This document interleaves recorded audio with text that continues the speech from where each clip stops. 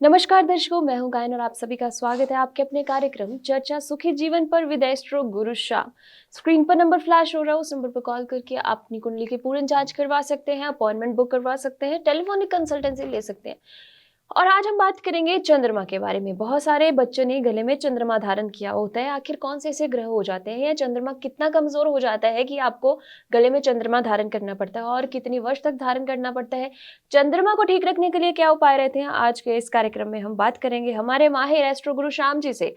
नमस्कार गुरु जी, क्या हाल है आपके? नमस्कार गायन जी, नमस्कार। बहुत अच्छे जी, आज हम जैसे चंद्रमा की बात करेंगे तो जन्म कुंडली में भाव के अनुसार चंद्रमा क्या परिणाम देता है? बहुत अच्छा क्वेश्चन है आपका, जन्म कुंडली के बारे में और चंद्रमा के बारे में। जी। देखिए गायन जी, जन्म कुंडली में सभी जो ग्रह है, नवग्रह है, वो अपना अलग अलग भाव में अलग अलग प्रभाव देते हैं। जी।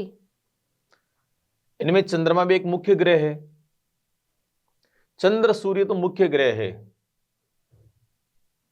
चंद्रमा जब भी जन्म कुंडली में प्रथम भाव से लेकर के द्वादश भाव तक अलग अलग भाव में जब बैठता है तो उसकी स्थिति अपन को जाननी है कि किस भाव में चंद्रमा कैसे बैठा है। चंद्रमा एक शांति और स्त्री ग्रह है। चंद्रमा शांति का द्योतक है, ये आत्मा को कारक है। और चंद्रमा अगर शुभ स्थिति में होता है तो बहुत ही अच्छा है। चंद्रमा अगर नीच का होता है तो बहुत ही गलत होता है। वो चंद्रमा कर्क राशि का स्वामी माना गया है और पुख्य और अश्लेषा जो नक्षत्र होते हैं उसका अधिपति है, तो उसकी कर्क राशि बनती है। कर्क का स्वामी चंद्रमा माना गया है। कर्क राशि वाले जो भी जितने भी जातक है उनका स्वामी ग्रह चंद्रमा माना गया है। तो चंद्रमा जो ग्रह है उसकी महादशा होती है, वो 6 वर्ष की महादशा होती है। चंद्रमा 10 वर्ष की 10 वर्ष की महादशा होती है चंद्रमा की जन्म कुंडली के अनुसार। अब देखना यह है कि जातक का यानी बच्चे का किस नक्षत्र में जन्म हुआ है। तो जिस नक्षत्र में जन्म हुआ है वही उनकी जन्म राशि हो गई, और जिस राशि का चंद्रमा होगा वो उसकी जन्म राशि मानी जाएगी। जी। तो चंद्रमा जन्म राशि का प्रधान है और शांति प्रिय है, स्त्री ग्रह है और सफेद चीज का ये द्योतक है हमेशा। चतुर्थ भाव का कारक है चंद्रमा। वृष राशि में ये उच्च का रहता है और वृश्चिक राशि में ये नीच का रहता है। चंद्रमा हो या कोई भी ग्रह हो, वो 6 अंश से लेकर 9 अंश तक बाल्यावस्था में रहते हैं और 9 अंश के उपरांत 22 अंश तक ऊंच के माने जाते हैं। 22 अंश से लेकर 29 अंश तक ग्रह जो है वो वृद्ध अवस्था में माने जाते हैं और 29 अंश से लेकर के 3 अंश तक ग्रह जो है मृत अवस्था में माना जाता है। इसके साथ देखना यह भी होता है कि ग्रह वक्री है या मार्गी है या अस्त है, उसी के अनुसार चंद्रमा हो चाहे अन्य कोई ग्रह हो उसका फलादेश ज्योतिष विद्वान करते हैं। चंद्रमा के सूर्य और बुध ये दोनों मित्र है। शुक्र सम है और शनि राहु केतु ये जो क्रूर ग्रह पापी ग्रह माने गए हैं ये इनके शत्रु है। तो चंद्रमा जब जिस स्थान पर बैठता है उसी के अनुसार फल देता है। चर्चा करते हैं अपन प्रथम भाव की।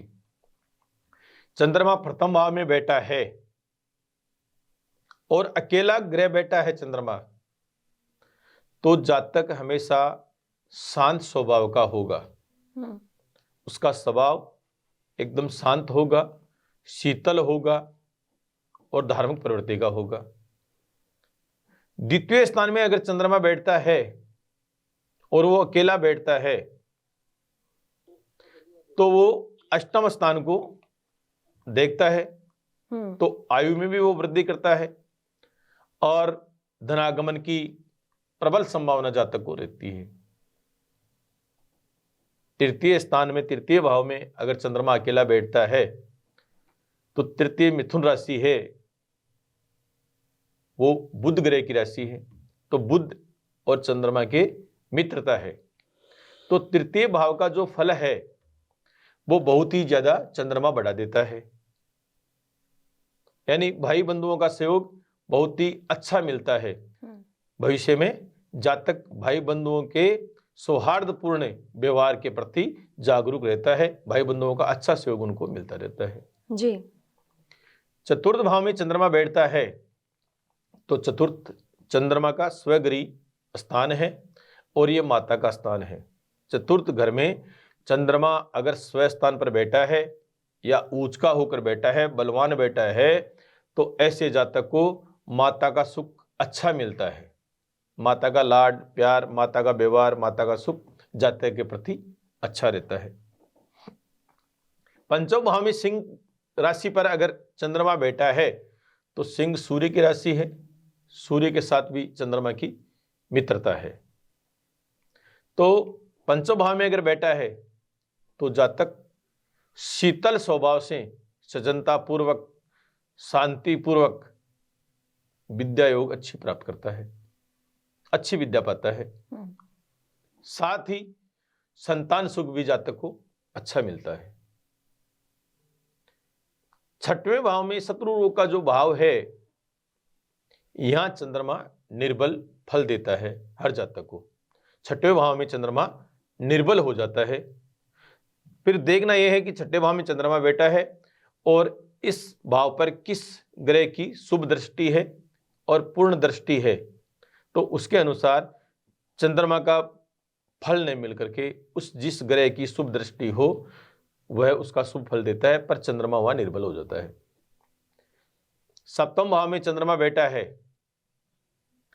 तो जातक को अगर वो कन्या है तो उसको वर जो है वो शांत स्वभाव वाला मिलेगा, ससुराल पक्ष अच्छा मिलेगा, शीतल प्रकृति का मिलेगा।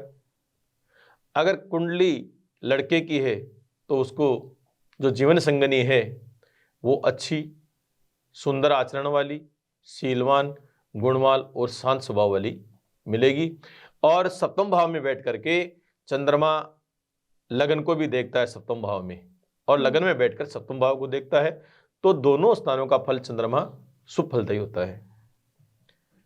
अष्टम स्थान में चंद्रमा बैठता है वृश्चिक राशि पर, मंगल की राशि पर, तो यो आयु को क्षीण करता है, यानी आयु को घटाता है। और यहां चंद्रमा अगर बलवान होकर बैठता है और ऊंचा होकर बैठता है तो वायु में वृद्धि करता है। नवम स्थान में चंद्रमा बैठता है अकेला तो त्रिकोण स्थान हो गया। त्रिकोण स्थान में चंद्रमा अगर ऊंचा बैठता है तो जातक धर्म के प्रति बड़ा आस्था रखने वाला, धार्मिक कार्यों में भाग लेने वाला, परिवार को आगे बढ़ाने वाला, वह शांत प्रिय न्याय करने वाला होता है। दसम स्थान में चंद्रमा बैठा है मकर की राशि में, शनि शत्रु ग्रह है, पर चंद्रमा अगर ऊंचा होकर यहां बैठता है दसम भाव में तो जातक को हमेशा सफेद वस्तु से लाभ मिलता है, सफेद वस्तु के कारोबार से उनको लाभ मिलता है और पिता का प्यार अच्छा मिलता है। पिता का लाड प्यार स्नेह जो है बहुत जातक पर अच्छा प्रभाव डालता है। एकादश भाव का जो चंद्रमा है वह हमेशा जातक की ओर लाभप्रद रहता है, अनेक तरह से विद्या में लाभ दिलाता है, संतान सुख में लाभ दिलाता है, पत्नी सुख में लाभ दिलाता है, दाम्पत्य जीवन में लाभ दिलाता है, भाई बंधुओं से लाभ दिलाता है, कारोबार में लाभ दिलाता है, धन उपार्जन में लाभ दिलाता है। एकादश भाव का चंद्रमा शुभ माना गया है। द्वादश भाव में चंद्रमा आता है, यहां आकर के चंद्रमा निर्बल हो जाता है, तो द्वादश भाव में बैठा हुआ चंद्रमा जातक के लिए अधिक खर्चीला, इनकम कम खर्चा ज्यादा, अधिक खर्चीला होता है। जातक का स्वभाव कुछ उग्र हो जाता है। फिर देखना यह है कि किस ग्रह के साथ चंद्रमा कहां पर बैठा है, उस ग्रह की गणना भी अपन को करनी चाहिए कि चंद्रमा पर किस भाव में बैठने पर किस राशि पर बैठा है और किस ग्रह की शुभ दृष्टि है, एक पाद दृष्टि है या त्रिपाद दृष्टि है या पूर्ण दृष्टि है, उसी के अनुसार गणना करके चंद्रमा का जो भाव है वो अपन जान सकते हैं। चंद्रमा से क्या अपन को फल मिलता है भविष्य में वो जान सकते हैं। गायन जी जी, और अगर आप भी अपनी कुंडली के बारे में जानना चाहते हैं, कुंडली का विश्लेषण करवाना चाहते हैं, तो स्क्रीन पर नंबर फ्लैश हो रहा है, उस नंबर पर कॉल करके अपॉइंटमेंट बुक करवा सकते हैं।